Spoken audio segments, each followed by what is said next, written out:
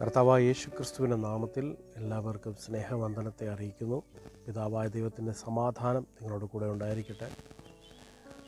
ഇന്ന് ഒത്തിരി നാളുകളായി ഞാൻ തിരുവെഴുത്തുകളിൽ നിന്ന് സംസാരിച്ചിട്ട്, കാരണം ഒന്ന് തിരക്കായിരുന്നു, രണ്ടാമത് കോമൺ ആയിട്ടുള്ള കാര്യങ്ങൾ പ്ലാറ്റ്ഫോമിൽ കോമണായിട്ട് നമുക്ക് അവതരിപ്പിക്കാൻ പറ്റത്തില്ല. ചില കാര്യങ്ങൾ നമുക്ക് വാല്യുബിളാണ്, അത് ഒരിക്കലും ഒരു പ്ലാറ്റ്ഫോമിൽ അവതരിപ്പിച്ചിട്ട് ആൾക്കാർ അതിനെ വിമർശിക്കുന്നത് എനിക്കിഷ്ടമല്ല. കാരണം അത് വാല്യുബിളായ സബ്ജക്റ്റ് എപ്പോഴും കേട്ടുകൊണ്ടിരിക്കുമ്പോൾ അതിന് വിലയില്ലാതെ വരും. അതുകൊണ്ട് ഞാൻ തിരുവെഴുത്തുകളിലെ ചില കാര്യങ്ങളൊക്കെ ഞാൻ പരമാവധി പ്രൈവറ്റായിട്ട് കേൾക്കുന്ന ആൾക്കാർക്ക് പ്രൈവറ്റായിട്ട് ഞാൻ കൊടുക്കാറുണ്ട്. ഞാനിപ്പോൾ ലൈവായിട്ട് വന്നത് നമ്മൾ ഒത്തിരി തിരുവെഴുത്തുകളിൽ നിന്ന് കേട്ടതുപോലെ ഒരു തിരുവെഴുത്ത് നമ്മളിന്ന് ശ്രദ്ധയിലേക്ക് കൊണ്ടുവരികയാണ്. ഇന്ന് നമ്മുടെ ഈ ലോകത്തിലേക്ക് നോക്കിക്കഴിഞ്ഞാൽ എല്ലാവർക്കും സുപരിചിതമായ ക്രിസ്ത്യൻ വേർഡാണ് ബൈബിളിനകത്തുള്ള അപ്പോസ്തലപ്രവൃത്തി 16:30 മുതൽ 32 വാക്യങ്ങൾ. ഇവിടെ കൊടുത്തിട്ടുള്ളത് 31 മുതൽ 32 വരെയുള്ള വാക്യങ്ങളാണ്. ബാക്കി നിങ്ങൾ തിരുവെഴുത്തുകളെന്ന് വായിക്കുക. കർത്താവായ യേശു ക്രിസ്തുവിൽ വിശ്വസിക്കുക, അല്ലെങ്കിൽ യേശുവിൽ വിശ്വസിക്കുക, എന്നാൽ നീയും നിൻ്റെ കുടുംബവും രക്ഷ പ്രാപിക്കും എന്ന് അവർ പറഞ്ഞു. പിന്നെ അവർ കർത്താവിൻ്റെ വചനം അവനോടും അവൻ്റെ വീട്ടിലുള്ള എല്ലാവരോടും പ്രസംഗിച്ചു എന്നാണ് ആ വേദപുസ്തകത്തിലെ വാക്യഭാഗം. ഞാൻ ഈ വാക്യത്തെ എടുത്തിട്ട് ഈ വാക്യത്തെ എടുക്കുകയാണ്. ഈ വാക്യം നമ്മൾ പഠിക്കുമ്പോൾ നമുക്കൊരു കാര്യം മനസ്സിലാവും. ഈ അപ്പോസ്തലപ്രവൃത്തി 16-ാം അധ്യായത്തിൽ പൗലോസിനെയും ശീലാസ് എന്ന് പറയുന്നൊരു മനുഷ്യനെയും കാരാഗൃഹത്തിലേക്ക് ഇട്ടിരിക്കുകയാണ്. കാരാഗൃഹം എന്ന് പറയുന്നത് നമ്മുടെ ചിന്തകൾക്ക് അതീതമായ കാരാഗൃഹമാണ്. അതിലിട്ടിട്ട് പൗലോസിനെയും ശീലാസിനെയും കാരാഗൃഹ പ്രമാണിയായ ഒരാളെ ഏൽപ്പിച്ച ആ കാരാഗൃഹത്തിലെ കാരാഗൃഹത്തിലെ ആൾക്കാർക്ക് ഒരു അധിപനാണ്. ഇവരെ ഈ പുള്ളിയെ ഏൽപ്പിച്ചിട്ട് ഇവർ ആരാധിച്ചു കൊണ്ടിരുന്നപ്പോൾ, അവിടെ നമുക്ക് സംഭവങ്ങളും വികാസങ്ങളൊക്കെ അറിയാം, അവർ ആരാധിച്ചു കൊണ്ടിരുന്നപ്പോൾ അവിടെ ഭൂമി കുലുക്കമുണ്ടായി. അവിടെ എല്ലാവരുടെ കയ്യാമങ്ങളുടെ കെട്ടഴിഞ്ഞ് തടവറകൾ തുറക്കപ്പെട്ടു. ഞാൻ പണ്ട് കേട്ടിട്ടുണ്ട്, ഇങ്ങനെ ഒരു സംഭവം സംഭവിച്ചാൽ അവിടുത്തെ രാജാവ് ആ കാരാഗൃഹ പ്രമാണിയുടെ തല വെട്ടിക്കളയും. കാരണം തടവ് പുള്ളികൾ ഒക്കെ സ്വതന്ത്രമായാൽ നാടിന് തന്നെ ആപത്താണ് എന്നുള്ള ചിന്താഗതിയിലാണ് അത് ചെയ്യുന്നതെന്നൊക്കെ കേട്ടിട്ടുണ്ട്, പ്രസംഗത്തിൽ കേട്ടതാണ്. പലരും ചെറുത് തൊട്ട് ഞാൻ തിരുവെഴുത്തുകൾ പെന്തക്കോസ്തിലായിരുന്നപ്പോൾ പ്രസംഗിച്ച പല ഭാഗങ്ങളാണ്. പക്ഷേ ഞാൻ അതിനകത്ത് ഒരു വാല്യുബിളായിട്ടൊരു സബ്ജക്റ്റ് ഞാൻ നിങ്ങളോട് മുമ്പ് സംസാരിക്കുവാൻ ആഗ്രഹിക്കുകയാണ്. നമ്മൾ ആ ഭാഗം വായിക്കുമ്പോൾ 32-ാമത്തെ വാക്യത്തിൽ എഴുതിക്കുന്നു, കാരാഗൃഹ പ്രമാണി വെളിച്ചം അന്വേഷിച്ചു അകത്തേക്ക് ചാടിക്കയറിയെന്ന്. നമ്മളങ്ങനെ വായിക്കുമ്പോൾ നമുക്ക് കൃത്യമായിട്ട് മനസ്സിലാവും, വെളിച്ചം അന്വേഷിച്ച് കാരാഗൃഹ പ്രമാണി അകത്തേക്ക് ചാടിയിറങ്ങി. ഞാൻ ചോദിക്കട്ടെ, അവിടെ വെളിച്ചമില്ലായിരുന്നു? അതൊരു തടവറയ്ക്കകത്ത് 100% അവിടെ ചുറ്റും ദീപങ്ങളും പലതരം പന്തങ്ങളുമൊക്കെ കത്തിച്ചിട്ട്, അന്ന് ആ കാലത്തുണ്ടായിരുന്നു, അന്ന് ഇലക്ട്രിസിറ്റി ഇല്ല, അന്ന് സോളാറൊന്നുമില്ല. അപ്പോൾ അതിനകത്തേക്ക് വെളിച്ചം അന്വേഷിച്ച് കയറി എന്ന് പറഞ്ഞാൽ പുള്ളി ഇരുട്ടിലാണെന്ന് തോന്നിയെന്ന്, പുള്ളിക്കാരന് താൻ ഇരുട്ടിലാണെന്ന് തോന്നി തുടങ്ങിയെന്ന്. ഞാനിതൊന്നും പറയാനല്ല വന്നത്, വെളിച്ചത്തെക്കുറിച്ച് പറയാനാണ് വന്നത്. അപ്പോൾ നമ്മളിപ്പോൾ വായിച്ച വാക്യം, കർത്താവായ യേശുവിൽ വിശ്വസിക്കാൻ നീ നിൻ്റെ കുടുംബവും രക്ഷ പ്രാപിക്കും എന്ന് പറഞ്ഞ നിമിഷം തന്നെ അദ്ദേഹം പറഞ്ഞു, ഞാൻ വിശ്വസിക്കാൻ തയ്യാറാണ്. അദ്ദേഹം കുടുംബവും രക്ഷിക്കപ്പെട്ടു. പൗലോസ് പ്രസംഗിച്ചു, അവർ രക്ഷിക്കപ്പെട്ടു എന്ന് എഴുതിയിരിക്കും. ഞാൻ ചോദിക്കട്ടെ, ഈ വാക്യം എടുത്തു വെച്ചിട്ട് ഇന്ന് പ്രസംഗിച്ചിട്ട് കർത്താവായ യേശുവിൽ വിശ്വസിച്ചാൽ നീ നിൻ്റെ കുടുംബം രക്ഷ പ്രാപിക്കും എന്ന് പറഞ്ഞാൽ നമ്മൾ ഏത് ന്യായപ്രമാണത്തിന് കീഴിലായിരുന്നു? നമ്മളോട് ദൈവം ന്യായപ്രമാണത്തിൽ സംസാരിച്ചിട്ടുണ്ടോ? നമ്മൾ യഹൂദനാണോ? ഈ ചോദ്യങ്ങളൊക്കെ നമ്മുടെ മുമ്പിൽ വരും. അപ്പോൾ നമ്മൾ പറയും, വാഗ്ദത്ത പ്രകാരം വന്ന സന്തതിയാണ് യഥാർത്ഥ സന്തതി. ഇതൊന്നും നിങ്ങൾക്കുള്ളതല്ല. ഈ ബൈബിളിനകത്ത് എഴുതിക്കുന്ന ഈ തീം യഥാർത്ഥത്തിൽ അന്ന് ഇസ്രായേലിൽ നിന്ന് പുറംജാതിക്കാരായിരിക്കുന്നവർ ആ യെരുശലേമിൻ്റെ പുറത്തും ഇസ്രായേലിൻ്റെ പുറത്തും കുറേനക്കാർ, ശമരിയർ, ഇങ്ങനെയൊക്കെയുള്ള ആൾക്കാർ പുറത്തും, അകത്തളത്തിൽ ജീവിക്കുന്നത് സദൂക്യർ, പരീശയർ, അങ്ങനെയുള്ള ആൾക്കാരുമാണ് ദേവാലയത്തിന് ചുറ്റും. ന്യായപ്രമാണം കൊടുത്ത ഇവർക്കാണ്. യേശുക്രിസ്തുവിനെ ക്രൂശിച്ചത് അവരാണ്. ജീവനായകനെ തള്ളിക്കളഞ്ഞത് അവരാണ്. വരാൻ പോകുന്ന ന്യായപ്രമാണത്തിൻ്റെ സ്വഭാവത്തിൽ, ന്യായപ്രമാണത്തിൽ വിശ്വസിക്കുന്നതിനെ എല്ലാവരെയും ന്യായപ്രമാണം നശിക്കുമ്പോൾ അതിനോട് ചേർന്ന് നശിപ്പിക്കപ്പെടും, ആ സിസ്റ്റത്തോട് ചേർന്ന് നശിപ്പിക്കപ്പെടും എന്നറിഞ്ഞ കർത്താവ് തൻ്റെ ശിഷ്യന്മാരോട് പറഞ്ഞു, നിങ്ങൾ പോയി സുവിശേഷം പ്രസംഗിപ്പിൻ. സുവിശേഷം പ്രസംഗിക്കേണ്ടത് രക്ഷിക്കപ്പെടണം എന്ന് പറയുന്നതിൻ്റെ കാരണം അവർ ശിക്ഷയിലാകി പോകും എന്ന ഓപ്പോസിറ്റ് റിയാക്ഷൻ വരുന്നതുകൊണ്ടാണ്. ന്യായപ്രമാണത്തിൽ വിശ്വസിക്കുന്നവരെല്ലാം ശിക്ഷിക്കപ്പെടും എന്ന് ദൈവം അറിഞ്ഞതുകൊണ്ട് തൻ്റെ പുത്രനായ യേശു, അല്ലെങ്കിൽ തൻ്റെ ഇമേജായ ദൈവത്തിൻ്റെ രൂപത്തെ കാണിച്ച്, അല്ലെങ്കിൽ ക്രിസ്തുവിനെ കാണിച്ചിട്ട് പറയുകയാണ്, നിങ്ങൾ പുത്രനെ നോക്കി വിശ്വസിച്ചാൽ നീയും നിൻ്റെ കുടുംബവും ഈ ശിക്ഷയിൽ നിന്ന് രക്ഷിക്കപ്പെടും. മലയാളിയല്ല. നമ്മളൊരു സഹോദരനെ കണ്ട ആദ്യം ചോദിക്കും, സഹോദരൻ നിങ്ങൾ രക്ഷിക്കപ്പെട്ടോ? ഞാൻ ചോദിക്കട്ടെ, എവിടെ നിന്ന് രക്ഷിക്കപ്പെടണം? പാപത്തിൽ. ഇന്ന് രഹസ്യമായി പാപം നല്ല രീതിയിൽ കണ്ണുകൊണ്ട് അകത്തും ചെയ്യുന്ന എത്രയോ വിശുദ്ധന്മാരായി നടിക്കുന്ന പെന്തക്കോസ് പാസ്റ്റർമാരെ എനിക്കറിയാമെന്നറിയാമോ? പള്ളിയിലെ അച്ഛന്മാരെ എനിക്കറിയാം. അകത്തളത്തിൽ വേറൊന്ന് വെച്ചിട്ട് പുറത്ത് ഭയങ്കര പ്രസംഗമാണ്. എനിക്കങ്ങനെയില്ല. ഞാൻ എൻ്റെ ഉള്ളിൽ എന്തുണ്ടോ അത് ഞാൻ നിങ്ങളായിട്ട്, എന്നെ ഒരുത്തൻ തെറി പറഞ്ഞാൽ എനിക്ക് തോന്നുവാണെങ്കിൽ ഞാൻ തെറി പറയും. എനിക്ക് ഒരിക്കലും ഇമിറ്റേറ്റ് ചെയ്യേണ്ട കാര്യമില്ല. ഇമിറ്റേറ്റ് അല്ലല്ലോ, ഗിമിക്സ് കാണിക്കേണ്ട കാര്യമില്ല, അഭിനയിച്ച് പ്രതിഫലിപ്പിക്കേണ്ട കാര്യമില്ല. ഞാൻ എന്താണോ അതാണ് ഞാൻ. ദൈവത്തിൻ്റെ പേരും അതാണ്. ഞാനാകുന്നവൻ ഞാനെന്നാണ്. ഞാൻ വേറൊരു ദൈവമായിട്ട് കാണിച്ചു തരികയല്ല ചെയ്യുന്നത്. ഞാൻ എന്തായിരിക്കുമോ അതാണ് ഞാൻ.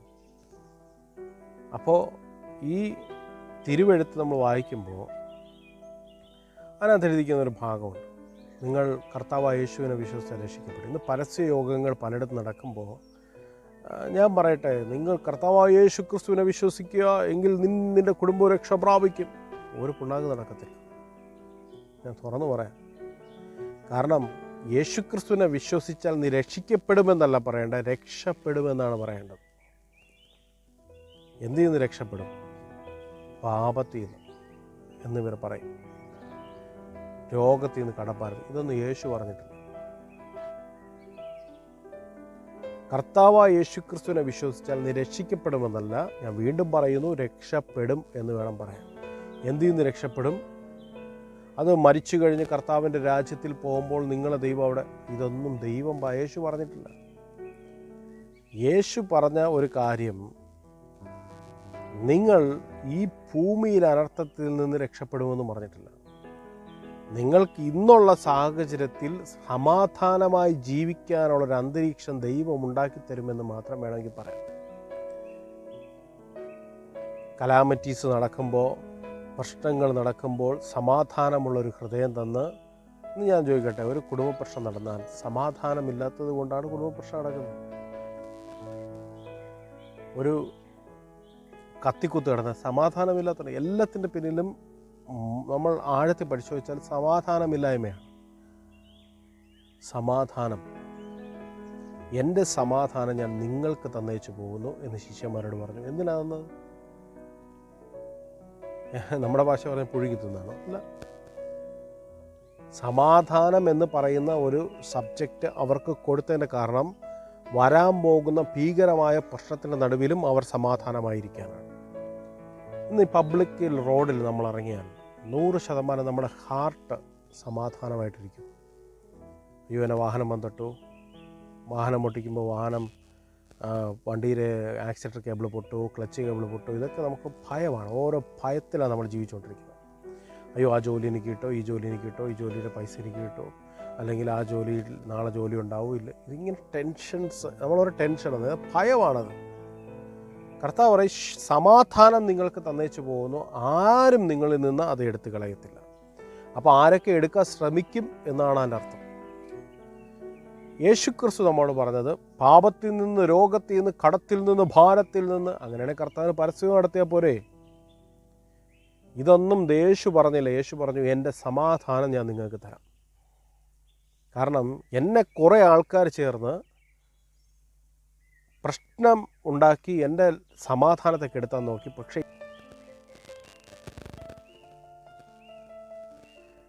അപ്പോഴും ആ നിമിഷവും സമാധാനം നിങ്ങൾക്ക്, എന്നെ അലട്ടാതിരുന്ന മറ്റുള്ളവർ ഉണ്ടാക്കിയിട്ടും അത് ബാധിക്കാതിരുന്ന ആ സമാധാനം ഞാൻ നിങ്ങൾക്ക് തരാമെന്നാണ് യേശു പറഞ്ഞു. രണ്ടാമത്, ആ മനുഷ്യൻ വെളിച്ചം അന്വേഷിച്ച് അകത്തേക്ക് കയറിയെന്ന്. അപ്പോൾ അവൻ ഇരുട്ടിലാണെന്നുള്ള ബോധ്യം വന്നെന്ന്. ഒരു സഹോദരൻ നമ്മൾ ചോദിക്കും, രക്ഷിക്കപ്പെട്ട സഹോദരൻ എവിടെ നിന്ന് രക്ഷിക്കപ്പെടണം?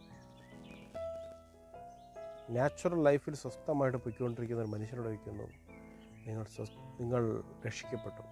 എന്നിട്ട് അവനെ കൊണ്ടുവന്നിട്ട് വീണ്ടും ഇന്നും ഏറ്റവും കൂടുതൽ സുവിശേഷം പ്രസംഗിക്കുന്ന ക്രിസ്ത്യൻ ഗ്രൂപ്പുകളുടെ ഇടയിൽ അടിപിടിയുണ്ട്, അക്രമമുണ്ട്, പണമോഹമുണ്ട്, എന്ന് വെച്ചാൽ ധനമോഹമുണ്ട്, സ്ത്രീ വിഷയമുണ്ട്, വസ്തു സംബന്ധമായ വിഷയങ്ങളുണ്ട്. ക്ഷമിക്കാൻ കഴിവില്ല. നിങ്ങൾ ഏത് കർത്താവിനെയാണ് ആരാധിക്കുന്നത്? നിങ്ങൾ ഏത് തിരുവെഴുത്താണ് പ്രസംഗിക്കുന്നത്? നിങ്ങളുടെ യേശു ക്രിസ്തു പറഞ്ഞിരിക്കുന്ന തിരുവെഴുത്തിലെ സത്യം നിങ്ങൾ അനുസരിക്കുന്നു? ഒരിക്കലും വേറെ എന്തോ ഒരു രൂപമായി നിങ്ങൾ ജനങ്ങളുടെ മുമ്പിൽ അവതരിക്കുന്നു. അതിൻ്റെ പേരാണ് അഭിനയം. ഒരു അഭിനയ തന്ത്രമുള്ള ഒരു മനുഷ്യനായിട്ട് നീ വന്നാൽ നിൻ്റെ പേരാണ് കപട ക്രിസ്തു, കപട ഭക്തിക്കാരൻ. പൗലോസ് ഒരിക്കലും ഒരു വിശുദ്ധനായി ചമഞ്ഞില്ല. പൗലോസ് എന്താണോ അതാണ് പൗലോസ് വ്യക്തമാക്കിക്കൊണ്ടിരുന്നത്. ഞാൻ എന്താണോ ഞാനാണ് വെളിപ്പെടേണ്ടത്, അല്ലാതെ ഞാൻ വേറൊരാളായിട്ട് അഭിനയിക്കുകയല്ല ചെയ്യേണ്ടത്. വീട്ടിനകത്ത് രാത്രി മുഴുവനും ഭാര്യയുമായിട്ട് പകൽ മൊത്തം വേണ്ടാത്ത പരിപാടികളും അടിയും ബഹളവും ഒക്കെ ഉണ്ടാക്കിയിട്ട് രാത്രി മൊത്തം പകൽ വന്ന് ഭയങ്കര കയ്യടിയും പ്രാർത്ഥനയും ബഹളവുമാണ്. നിങ്ങളുടെ ഉള്ളിലിരിക്കുന്ന ക്രിസ്തു ഏതാണ്? വേറെ പരസ്ത്രീയുമായിട്ട് ബന്ധമുണ്ടാക്കി ഫോണിൽ വെച്ചിട്ട് ദൈവത്തിൻ്റെ മുമ്പിൽ വന്ന് ഭയങ്കര വിശുദ്ധി ചമയുകയാണ്. നീ ആരെ പറ്റിക്കാനാണ് ഇതിൻ്റെ മധ്യേ വന്നിരിക്കുന്നത്? തിരുവെഴുത്ത് വായിക്കുന്ന ഒരു ഭക്തനെ സംബന്ധിച്ചിടത്തോളം അവൻ എന്താണോ അത് വെളിപ്പെട്ടാൽ മതി. യേശു ക്രിസ്തു പറഞ്ഞു, നിങ്ങൾ എന്താണോ അതേ രീതി എൻ്റെ അടുത്ത് വാ, ഞാൻ നിന്നെ കഴുകി വിശുദ്ധീകരിക്കുക. That's a loving God. അതാണ് ദൈവത്തിൻ്റെ സ്വഭാവം. ഞാൻ എന്താണോ അതാണ് ഞാൻ. ഐ ആം ദാറ്റ് ഐ ആം.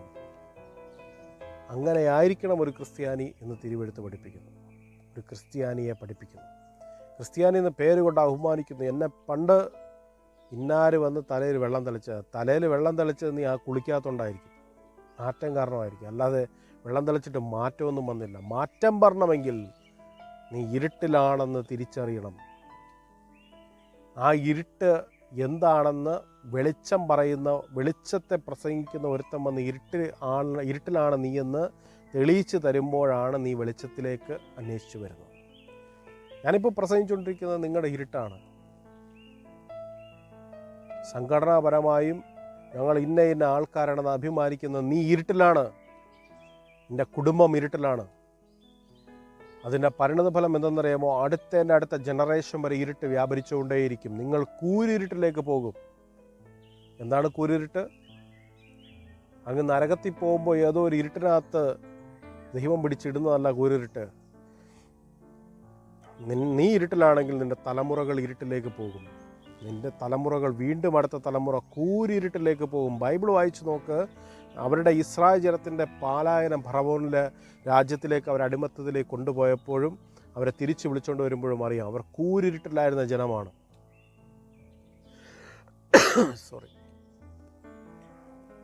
അടിമത്തത്തിലേക്ക് കൊണ്ടുപോകുന്ന പറഞ്ഞാൽ കൂരിരുട്ടിലേക്ക് കൊണ്ടുപോകുന്ന നീ ഒരു സ്ലേവറി ആയിട്ട് ഈ ഭൂമി തുടരേണ്ടി വരും.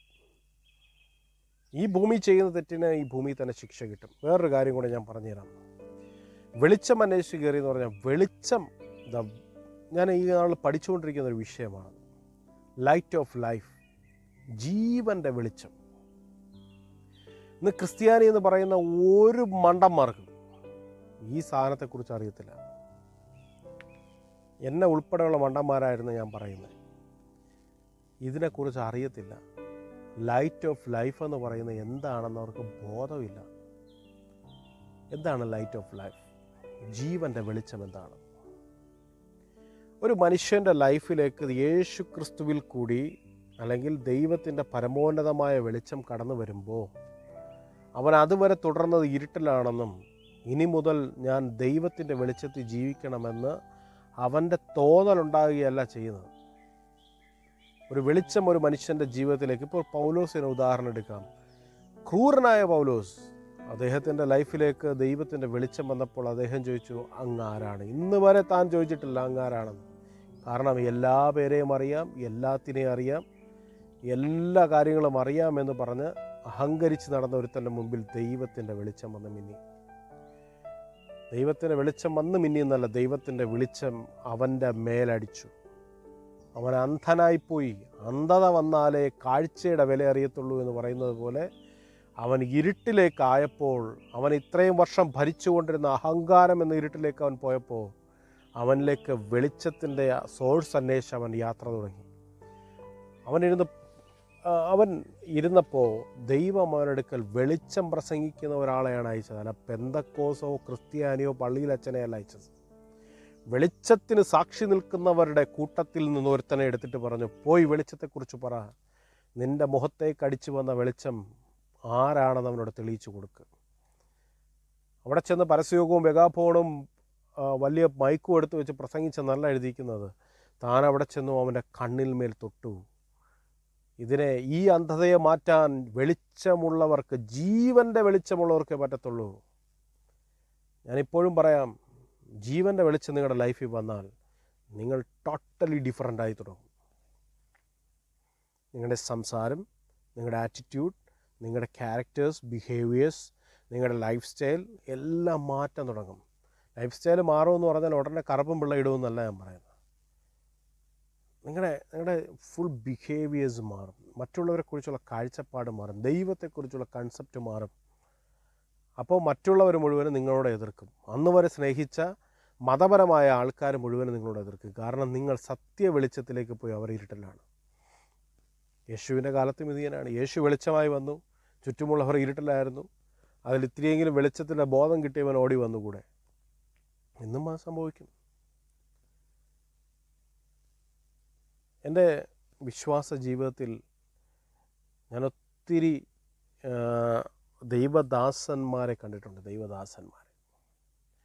ദൈവദാസന്മാരെന്ന് പറയുകയും രാത്രിയിലും പകലും എന്ന് വേണ്ട, ഒറ്റയ്ക്കായിരിക്കുമ്പോഴും നല്ല പരിപാടികൾ ചെയ്തിട്ട് പകൽ വന്ന് മാന്യതയോടെ പ്രസംഗിക്കുന്ന ആൾക്കാർ എനിക്കറിയാം.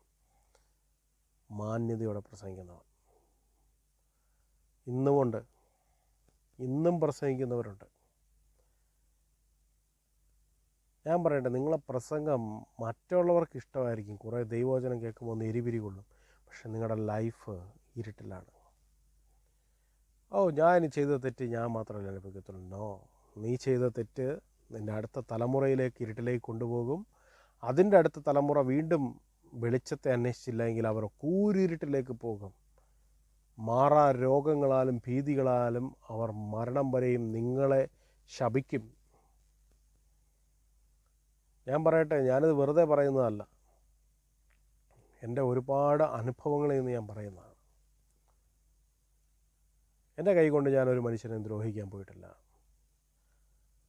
പക്ഷേ ഞാനിപ്പോഴും ചിന്തിക്കുന്നു, എൻ്റെ എത്രയോ വർഷങ്ങൾ ഞാൻ ക്രിസ്ത്യൻ ലോകത്തിലേക്ക് പാഴാക്കി കളഞ്ഞു. ഒത്തിരി പേരെ ഞാൻ മരണത്തിലേക്ക് പിടിച്ച് ജീവനിലേക്ക് കൈകൊടുത്തു. പെന്തക്കോസ് കുളത്തിലൊക്കെ ഞാൻ കൊണ്ടുവന്നു. പക്ഷേ പിന്നെയാണ് അറിയുന്നത്,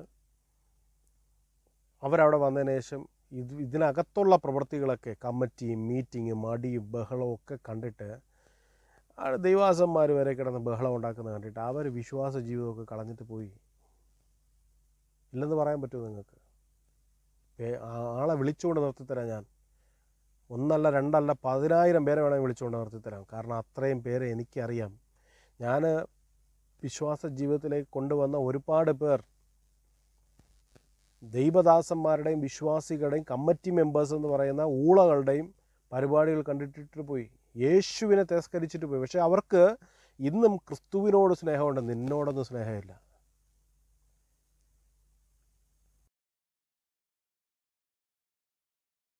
ഒരുപാട് ദൈവദാസന്മാരുടെ കയ്യിലിരിപ്പ് ഞാൻ കണ്ടിട്ടുണ്ട്.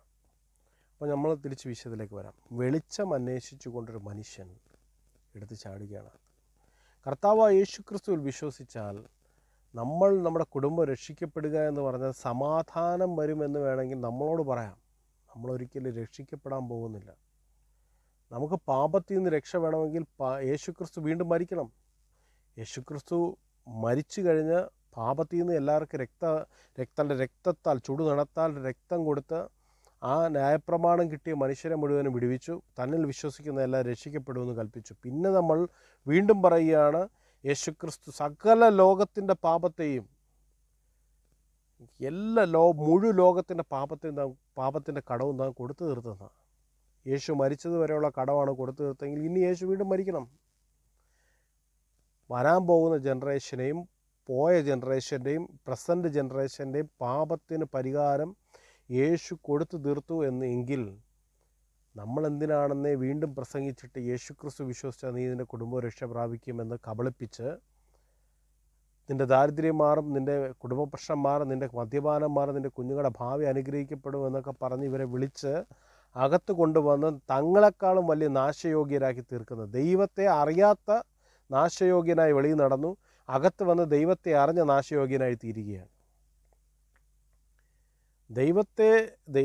ദൈവത്തിൻ്റെ വെളിച്ചം ഒരു മനുഷ്യൻ്റെ ജീവിതത്തിൽ വന്നാൽ അവൻ ദേവനായി മാറുമെന്ന് എനിക്കറിയത്തില്ല. പക്ഷേ ദൈവത്തിൻ്റെ വെളിച്ചം ഒരു മനുഷ്യൻ്റെ ജീവിതത്തിൽ വന്നു കഴിഞ്ഞാൽ അവന് ദിവ്യ സമാധാനം ലഭിക്കുമെന്ന് എനിക്കറിയാം.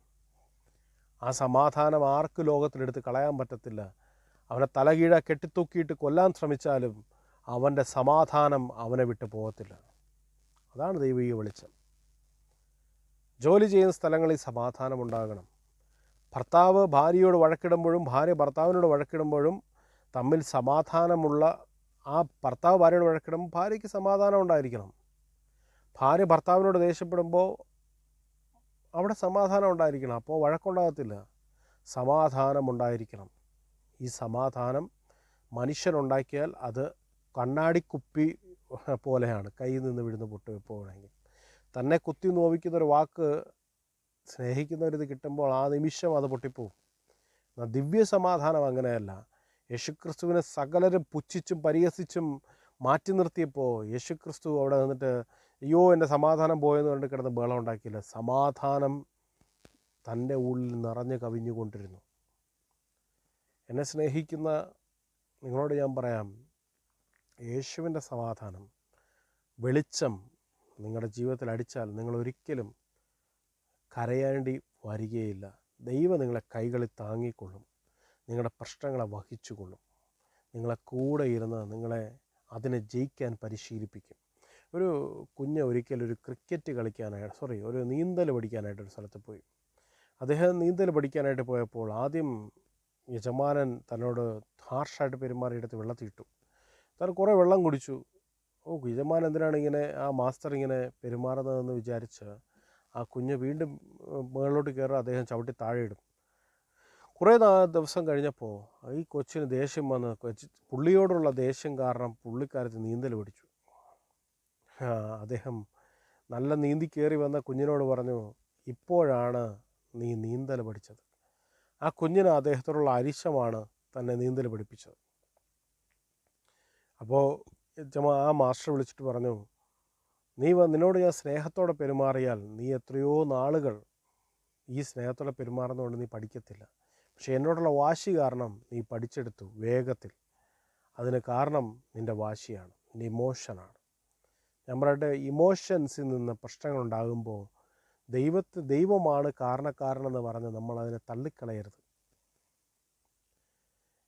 ഒരു ഇമോഷൻ നമ്മളെ പരിശീലിപ്പിക്കുകയാണ് പലതിനെയും ജയിക്കാൻ, പലതിനെയും പഠിക്കാൻ, പലതിനെയും നമ്മളെ സ്നേഹമുള്ള ആൾക്കാർ, നമ്മളെ ഏറ്റവും കൂടുതൽ ജീവിതം സാക്രിഫൈസ് ചെയ്യുന്ന മക്കളാകട്ടെ, ഭാര്യയാകട്ടെ, ഭർത്താവാകട്ടെ, ഇങ്ങനെ ആരാകട്ടെ, അവരിൽ നിന്നൊരു വാക്ക് നമുക്ക് കേൾക്കുമ്പോൾ ചിലപ്പോൾ നമ്മൾ ഇമോഷണലി നമ്മളൊന്ന് ഷിവർ ചെയ്യാൻ തുടങ്ങും, ദേഷ്യപ്പെടാൻ തുടങ്ങും, നമ്മൾ സങ്കടപ്പെടാൻ തുടങ്ങും. പക്ഷേ ഞാൻ പറയട്ടെ, അത് നിങ്ങളെ പരിശീലിപ്പിക്കുകയാണ്, അതിനെ ജയിപ്പിക്കുകയാണ്.